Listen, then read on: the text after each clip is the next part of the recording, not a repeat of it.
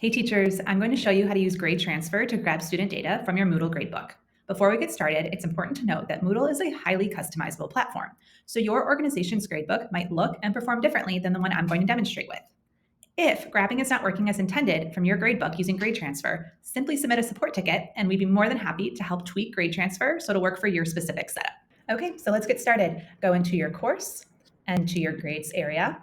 And note that we're going to need to find a single view for grabbing. What that means is we want a view where we have all of our student names and their scores just for one assignment or one grade item. So if I'm in my grader report, I could go to the assignment I want, click on the three dots and click single view for this item. So this is bringing up that single view area. This is another way that you could navigate here.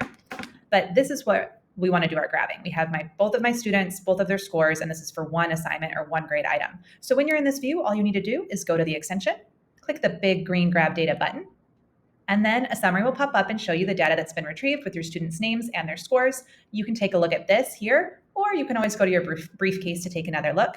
This is the information that you're holding on to. You can then go over to your filling gradebook and fill those scores.